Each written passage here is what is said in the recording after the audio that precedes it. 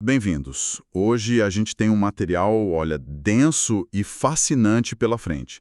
Vamos fazer um mergulho na história dos judeus nos Estados Unidos, com base na obra do Lee J. Levinger.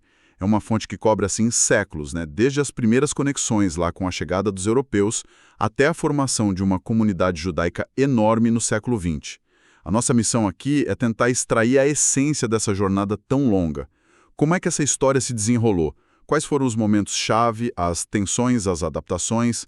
Basicamente, como essa experiência judaica se tornou, assim, parte integral da formação dos Estados Unidos.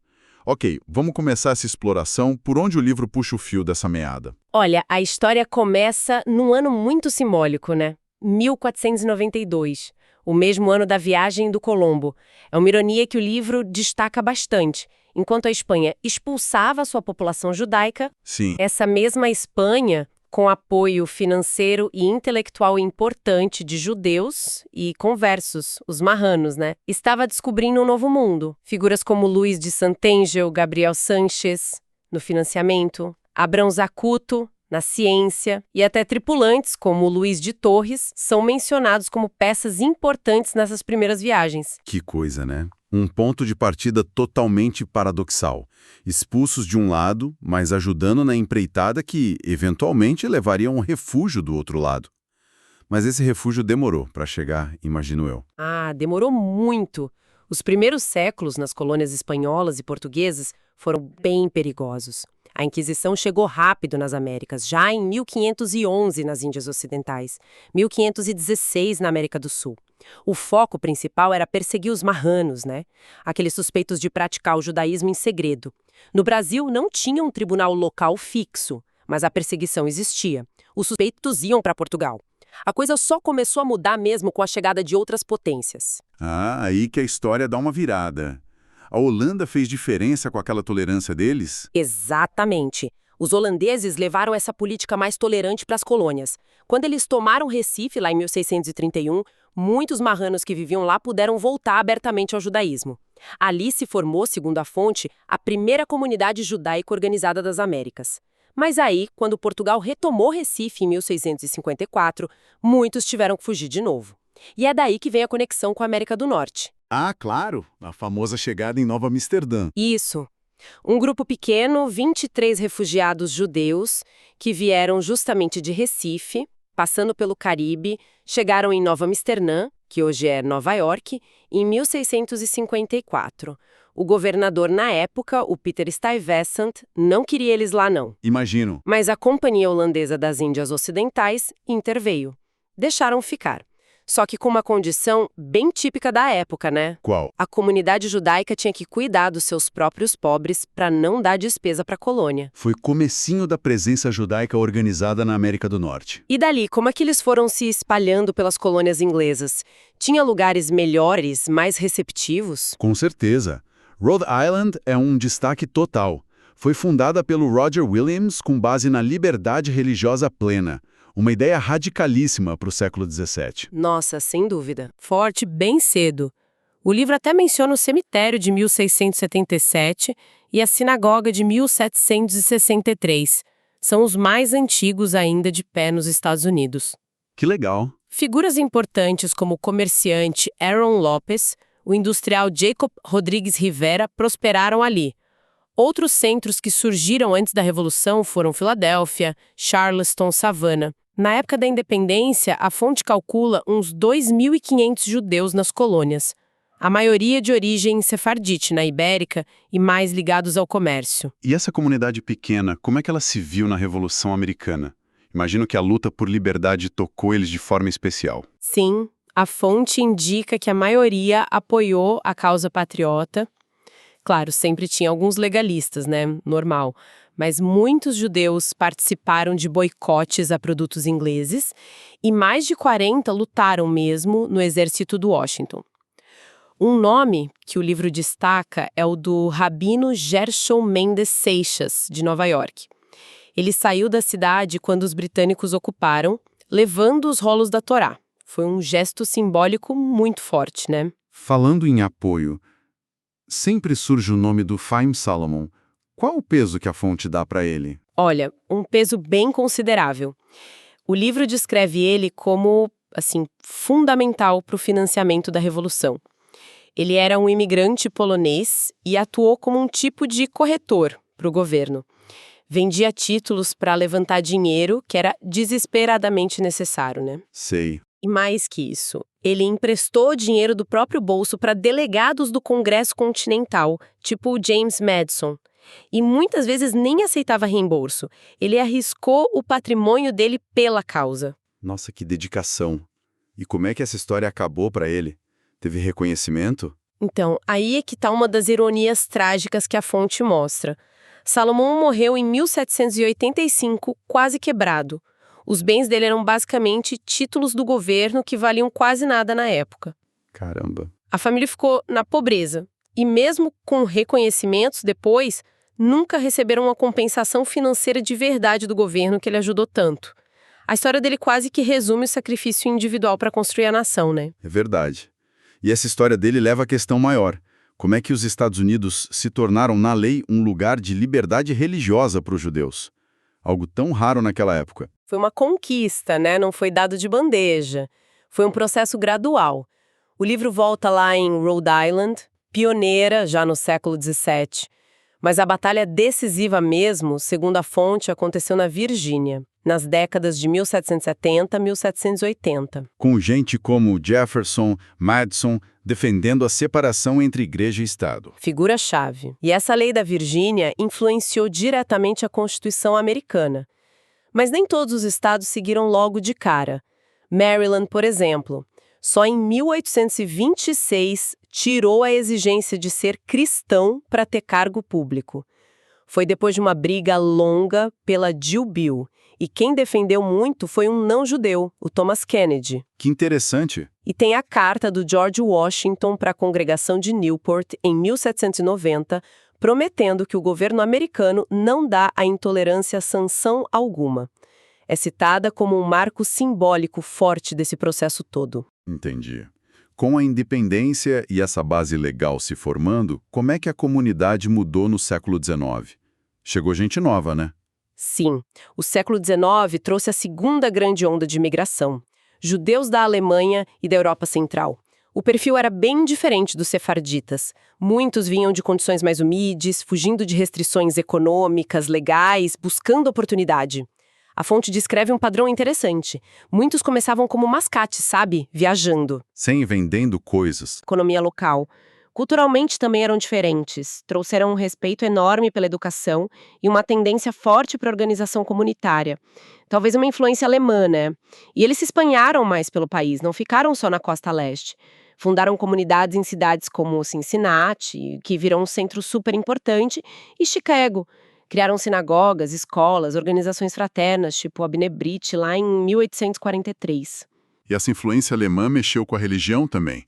O judaísmo reformista veio daí, não foi? Com certeza. O livro detalha bem o crescimento do judaísmo reformista nos Estados Unidos nesse período. Foi impulsionado por rabinos que vieram da Alemanha. A figura central mesmo é o Isaac Mayer Wise. Ah, sim. Ele fez de Cincinnati um polo do movimento, fundou o jornal, o The American Israelite, a União das Congregações, o AHC, em 1873, e o Hebrew Union College, o HUC, em 1875. Foi o primeiro seminário rabínico da América. Uau! A plataforma de Pittsburgh, de 1885, que ele ajudou a criar, meio que resumiu as ideias reformistas da época, né? Foco na ética em vez do ritual, reinterpretar ideias como Messias, retorno a Sião, abertura para a ciência. Mas olha, é importante dizer que o livro também mostra a reação a essa reforma. O Isaac Lizer, na Filadélfia, é apresentado como um líder do lado mais tradicionalista. Certo, a resistência. Só que é curioso, mesmo defendendo a tradição, ele também era um modernizador do jeito dele. Defendia a unidade judaica, educação em inglês, fundou jornais, organizações. Mostra que o período era complexo, não era só reforma contra o resto parado no tempo. Que interessante. E, além desses líderes religiosos, o século XIX teve outras figuras judaicas de destaque na sociedade americana? Sim, a fonte cita várias. Dá para destacar o Judah Touro, um filantropo enorme em Nova Orleans. Financiou causas judaicas gerais e libertou os escravos dele. O Uriah P. Levy, que enfrentou um preconceito danado para virar comodouro na Marinha, e, curiosamente, comprou e restaurou Monticello, a casa do Jefferson. Que história. E a Rebecca Gratz, na Filadélfia. Foi pioneira na educação judaica e na filantropia organizada por mulheres.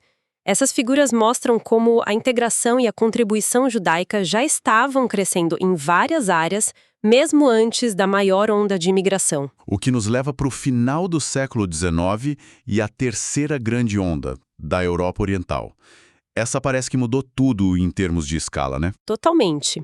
A partir de 1881, fugindo de pogroms, massacres horríveis, e leis discriminatórias na Rússia, Polônia, Romênia, milhões de judeus chegaram aos Estados Unidos. Eram, na maioria, ortodoxos, falavam Yiddish, vinham numa pobreza extrema e vieram em famílias inteiras, para ficar mesmo. Uma mudança demográfica gigante. E cultural também. Eles se concentraram em cidades grandes, como Nova York, formando bairros muito densos.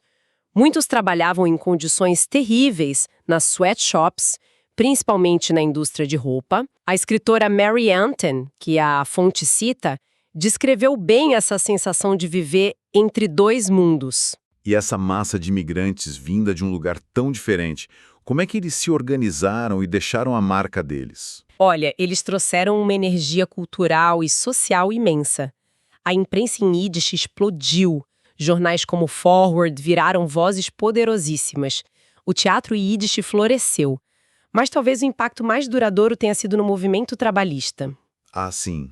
Eles vinham de uma experiência de opressão muito forte, Então, foram chave na organização de sindicatos fortes, especialmente na indústria de vestuário, como a ILGW, a CWA. Lutaram muito por condições melhores. Líderes como Sidney Hillman surgiram desse contexto. E eles também criaram uma rede enorme de instituições próprias. Milhares de sinagoguinhas ortodoxas, as shuls, escolas tipo Talmud Torah e Yeshivot, e as Landsmannschaften, que eram associações de ajuda mútua baseadas na cidade de origem lá na Europa. Uma rede de apoio fundamental. Fundamental. E um ponto crucial. Essa população deu um impulso gigantesco para o movimento sionista nos Estados Unidos. A ideia de um lar nacional judaico fazia muito sentido para quem tinha vivido tanta perseguição. Líderes como Louis Brandeis, Stephen S. Wise encontraram neles uma base de apoio muito forte. Então o século XX chegou com essas novas energias, mas também trouxe desafios novos, tipo um antissemitismo mais organizado nos Estados Unidos. Sim, a fonte trata disso. Depois da Primeira Guerra Mundial, teve um aumento. O livro menciona a circulação daqueles protocolos dos sábios de Sião, por gente como Henry Ford, o padre Coughlin, além da propaganda nazista que vinha da Alemanha, Terrível. Isso acabou fortalecendo as organizações de defesa judaicas, como o American Jewish Committee, o American Jewish Congress, a Liga Antidifamação, ADL, e também levou a esforços interreligiosos para combater o preconceito. E nas grandes guerras do século XX, como foi a participação da comunidade? Foi muito expressiva militarmente. Uns 200 mil judeus serviram na Primeira Guerra e na Segunda Guerra um número impressionante, 550 mil. Era uma proporção bem alta da população judaica na época. Nossa! O livro até menciona atos de heroísmo e o crescimento do número de capelães judeus, mas o evento que definiu tudo, claro, foi o Holocausto na Europa. Sem dúvida. A destruição de 6 milhões de judeus foi devastadora, mas também, segundo a fonte, acabou consolidando a posição da comunidade judaica americana como o novo centro do judaísmo mundial. Isso aumentou muito o apoio ao sionismo e a ajuda para os sobreviventes com campanhas enormes de arrecadação de fundos. Olhando para o retrato da comunidade que a fonte pinta, ali por meados do século XX, quais seriam as características principais? Bom, o livro descreve uma comunidade de uns 5 milhões de pessoas, mais ou menos, majoritariamente urbana, de classe média, com muita gente em profissões liberais, negócios, artes, ciências, cita nomes como Einstein, Salk como exemplos dessa contribuição científica. Certo. Na religião, aquela diversidade que a gente viu se formar no século XIX estava consolidada. Ortodoxos, conservadores, reformistas e o movimento reconstrucionista, todos convivendo. E a sinagoga se tornando cada vez mais um centro comunitário, com várias atividades não só religiosas. E a organização da comunidade é descrita como algo incrivelmente complexo. Uma rede imensa de federações para filantropia, escolas de todo tipo, centros comunitários, os JCCs, organizações sociais como B'nai B'rith, Hadassah, grupos de defesa de direitos, de apoio a Israel, uma infraestrutura enorme construída ao longo de gerações. Então, tentando amarrar essa jornada toda, o que fica como essencial dessa história que o Levinger conta? Acho que fica a imagem de uma história de muita resiliência e adaptação contínua, sabe? Desde aqueles primeiros indivíduos buscando refúgio até formar uma comunidade grande e influente, fica clara a importância de construir instituições próprias, religiosas, educacionais, sociais, filantrópicas, para sobreviver e prosperar num lugar novo, e também a luta constante por direitos iguais. Não só para si, mas muitas vezes junto com outras causas de justiça social.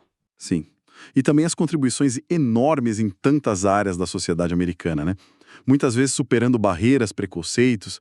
E, claro, essa tensão que parece permanente entre se integrar na sociedade americana e, ao mesmo tempo, manter uma identidade judaica própria, vibrante, com toda a diversidade interna que ela tem. Exatamente. O livro termina olhando por um judaísmo americano que se tornou autossuficiente, um líder global, depois da tragédia na Europa, sugere tendências de maior cooperação entre as diferentes correntes religiosas e uma integração cada vez maior na vida americana. Mas sempre com essa busca por manter a identidade, por não se dissolver completamente. É uma história muito complexa, né? De chegadas, desafios, construção, transformação. Fica a pergunta, talvez, olhando para o nosso tempo, a partir dessa análise histórica. Como essa comunidade, com toda essa bagagem rica e diversa, continua navegando esse equilíbrio delicado entre a herança particular e o seu lugar na sociedade americana de hoje. Bom, agradecemos a quem nos acompanhou nesta exploração da história dos judeus nos Estados Unidos. Até a próxima!